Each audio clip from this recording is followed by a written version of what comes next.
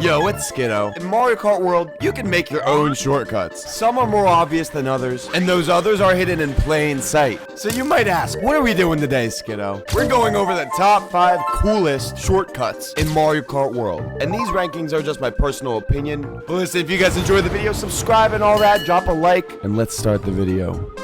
Starting at number 5, I got this Salty Speedway shortcut. This shortcut can literally win you races. So on the very last turn of Salty Speedway, you're going to want to charge this charge jump, trick off this pole towards the right, and then wall ride for a very short amount of time up until you reach this rail. And then you're going to do a little hop to dodge these little advertisement panel thingies. Because sometimes you might bonk into them and go straight up into the air. Oh my god, no! No, Travis Scott. Did I mention yet that you can reach this rail with a glider? No. Damn, this shortcut's versatile. Big words today, Liam, big words. You can do this without a mushroom / feather. Actually, I'd suggest it without a feather. It might be a little harder to pull off without a mushroom. But yeah, I wasn't overreacting when I said this has won me games before. Check out this clip I got from my stream. I'm fucking golden! I'm golden! So yeah, this shortcut made the list because of its significance. It's somewhat easy to pull off, kind of. Like I said, this is at the last turn. This is during clutch time. And if you pull this off, you might just win. Alright, at the big number 4, I got these tree shortcuts. Plural.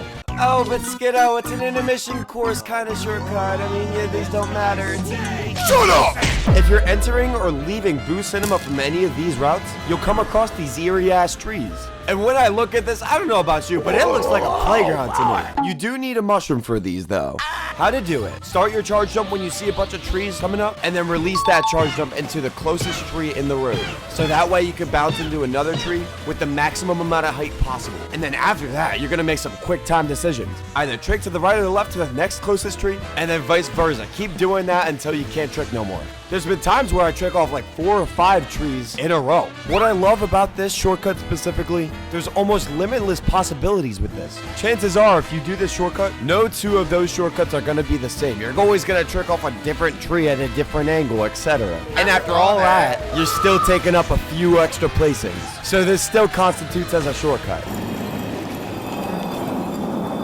At number 3, we got this Wario Shipyard Feather shortcut. This one's more simple to the eye. You're going to want to set yourself up at an angle at this turn, and then simply just use a feather to make it up to this rope. Now, yes, that does imply that you need a feather for this. This shortcut's at number 3 because of how important it is, especially if you're front running, and the fact that it's towards the end of the map. Yet again, this is a shortcut that can win you games. I'm keeping that in mind when I'm making this list. This route is especially good if you got a feather, hence getting you away from all them green shells and all the chaos. And it leads to an alternate path above the cannon. And it's also important to mention, if you miss this shortcut, you're going off the map pretty much. So there's a lot of risk to this.